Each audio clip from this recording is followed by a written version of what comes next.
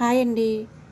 Okay, అది మీద 10 blouses ఎలా కట్ చేయాలి, కటింగ్ కొలతలు అన్నీ చెప్పేస్తున్నాను. ఒకసారి చూసండి. అన్ని 10 బ్లౌజెస్ అండి. పెద్ద వయసు ఉన్న వాళ్ళకి ఎలా కుట్టాలి, ఎలా డ్రాయింగ్ వేయాలన్నది చూసేయండి.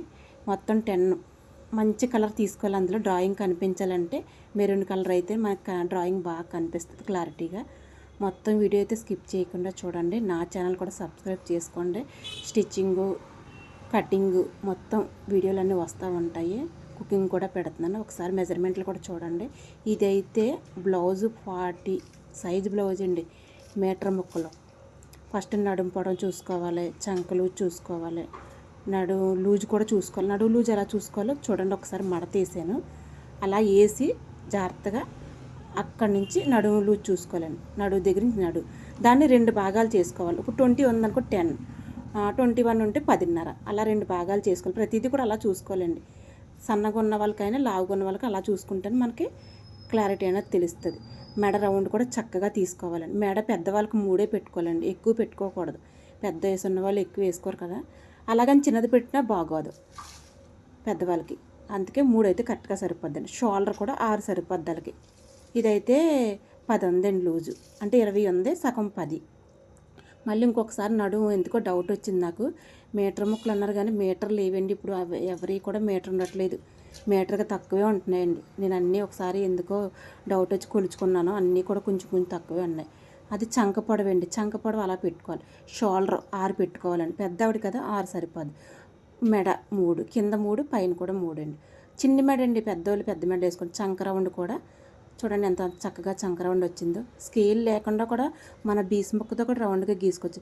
చంక లూజ్ అలా చూసుకోవాలండి. మొత్తం ఒకసారి డ్రాయింగ్ వేసిన తర్వాత చంక లూజ్ చూసుకోవాలి, నడువు లూజ్ చూసుకోవాలి.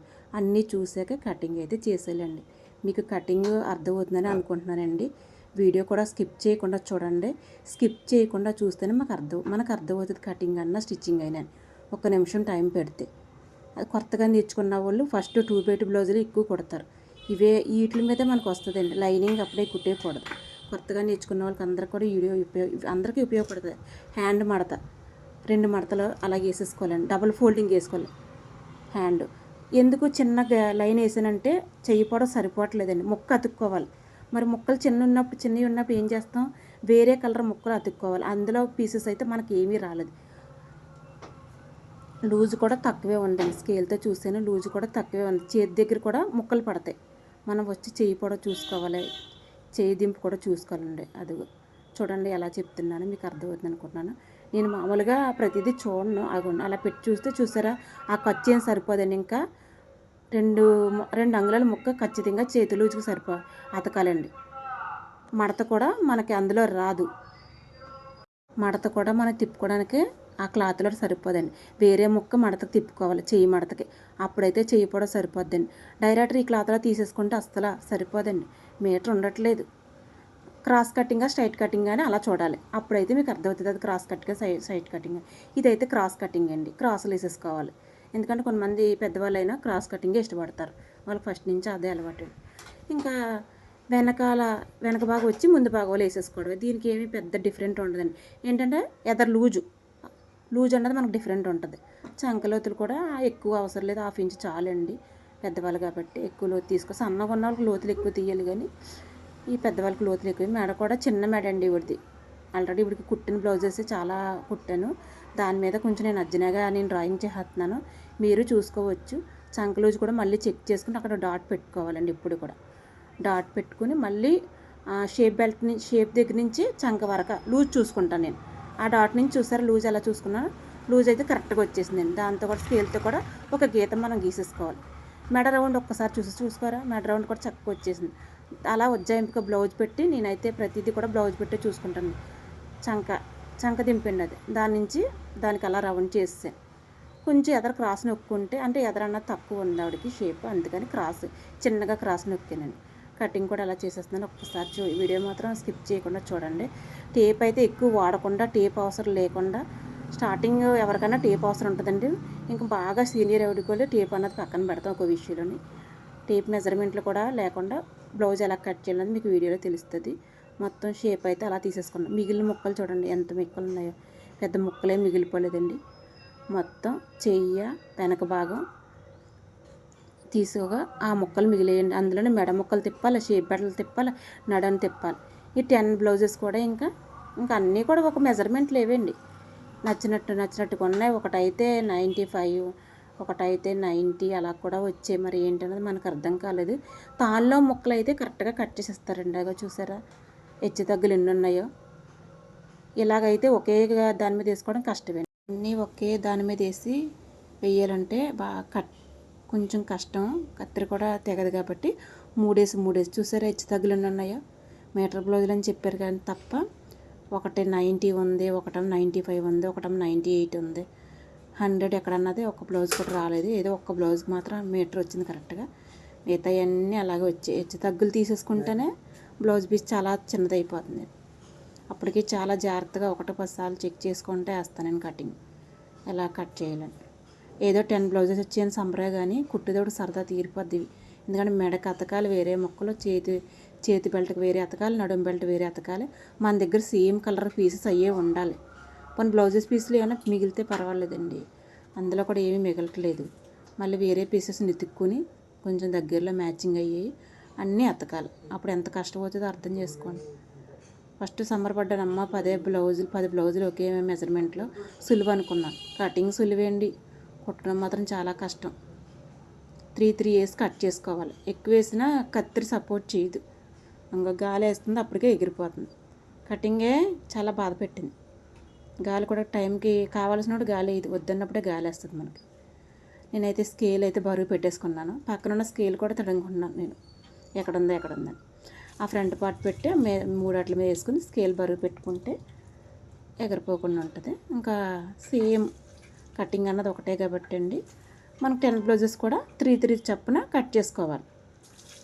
ఒకే అన్నీ కూడా చూసుకుని వేసుకోవాలి. ఎందుకంటే కింద ముక్క ఒకలాగా ఉంటుంది, పైన ముక్క ఒకలాగా ఉంటుంది. దానివల్ల మళ్ళీ రాంగ్గా కట్ చేస్తాం. అలా కాకుండా మూడేసి సమానంగా ఉన్నాయి. నేను అలా చూసుకుని కట్ చేసుకున్నానండి. కొలతలు వేసుకుని ఏది ఎక్కడ ఉంది 95 ఉన్నదేమో 2 ఒకలా కట్ చేశాను, 90 ఉన్నాయి ఒకలా కట్ చేశాను. మొత్తం అయితే కటింగ్ అయితే అయిపోయింది. ఇంకా ఈ 3 బ్లౌజెస్ ఉన్నాయి, ఇవి ఎలాగ ఉన్నాయి అన్నది చూసేసాను. ఇవి కూడా కొంచెం పర్వాలేదు, బెటరే. ఒక 2 ఇంచులు తక్కువ ఉన్నాయి. ఒకసారి కొలిసాను దీన్ని కూడా రండి, 2 ఇంచులు తక్కువ ఉంది అంతే. అయినా కూడా పర్వాలేదు, 2 ఇంచులు తక్కువ ఉంది. సరే కట్ చేద్దాం అనేసి 3 కూడా ఒక దాని మీద వేసేసాను. అలా చూసేసుకున్నాను. ఈ 3 కూడా కొంచెం సమానంగానే వచ్చాయి. 3 కూడా సమానంగానే వచ్చాయి. వీటిని కూడా జాగ్రత్తగా ఒకసారి ఇలాగ సరిచేసి దులిపేసుకుంటే మొత్తం మడతలు అన్నది వాళ్ళు తీసి అయిపోతాయండి. శుభ్రంగా ఒకసారి అన్నీ కూడా సరి చేసుకుని కానీ కటింగ్ అన్నది చేసుకోకూడదు. నేను చేత్తోనే స్టార్ట్ చేసుకున్నాను, ఎందుకంటే ఇస్త్రీ ఐరన్ చేయడానికి ఇస్త్రీ బాక్స్ లేక కొంచెం ఇబ్బంది అయింది. కరెంట్ కూడా లేదండి ఇస్త్రీ చేద్దామన్నా. దానివల్ల నేను చేత్తోనే అన్నీ సరి చేసేసుకుని వెనక పట్టు వేసేసుకుని 3 వేసి కూడా 3 చొప్పున ప్రతిదీ కూడా కట్ చేసేసుకోవాలి. ప్రతి పీసెస్ కూడా స్కేల్ అన్నది బరువు పెడితే అటు ఇటు కూడా జరగదండి, మనకి సింపుల్గా అన్నది కటింగ్ తెగిపోద్ది. ఇంకా ఓకే అది కాబట్టి మళ్ళీ ఇందులో మెజర్మెంట్లు అన్నది లేదు. కానీ కట్ చేసుకున్న ముందర ఒకసారి చూసుకోవాలి కింద ఎలా హెచ్చు తగ్గులు ఉన్నాయి అన్నది, జరగకుండా కూడా చూసుకోవాలి. నాకైతే జరగలేదు, అంటే సిల్క్ది కాబట్టి కాటన్ కాబట్టి జరగదులేండి. స్కేల్ కూడా మనం బరువు పెట్టుకున్నాం, జాగ్రత్తగా అది కట్ చేసేసుకోవాలి. మీటర్లో కూడా కొంచెం సరిపెట్టుకోవచ్చు, ఎందుకంటే మెడకే తిప్పాలి. చేతులకి వేరే ముక్కలండి, చేతులకైతే నా దగ్గర ఉన్న పీసెస్ అన్నీ నేను కలెక్ట్ చేసుకుని పెట్టుకున్నాను, అవన్నీ కూడా వేరే ముక్కలు తిప్పుతాను. మొత్తం అయితే కటింగ్ అయితే అయిపోయిందండి. మొత్తం 10 బ్లౌజెస్ కూడా 2x2 పెద్ద ఆవిడ కటింగ్ అయితే అయిపోయింది. దీన్ని ముఖ్యంగా ఒకవేళ పొడవు సరిపోతే ముక్క మాత్రం వేరేగా అతుక్కోవాలండి.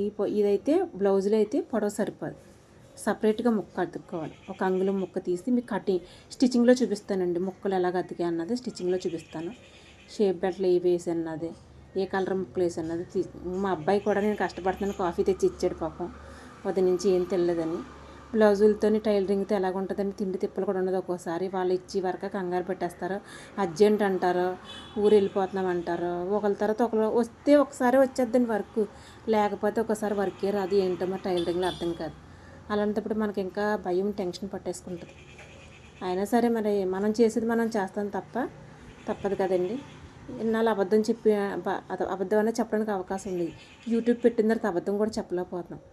ఎందుకంటే యూట్యూబ్ నిజం చెప్పేస్తుంది మనం ఎక్కడ ఉన్నామో ఏం చేస్తున్నామో అన్నది అందులో తెలిసిపోతుంది. నా ఛానల్లోకి వెళ్ళి చెక్ చేస్తున్నారు, నువ్వు ఊరెళ్ళానన్నావు బ్లౌజెస్ కుట్టు వేరే వాళ్ళు మాయ కుట్టలేదని అడుగుతున్నారు.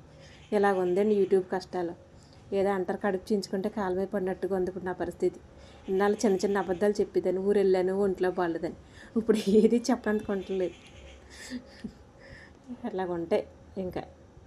అందుకే అంటారు ఏదన్నా అబద్ధం చెప్పడం కూడా కష్టమే, అబద్ధం చెప్పిన అతికినట్టు ఉండాలండి.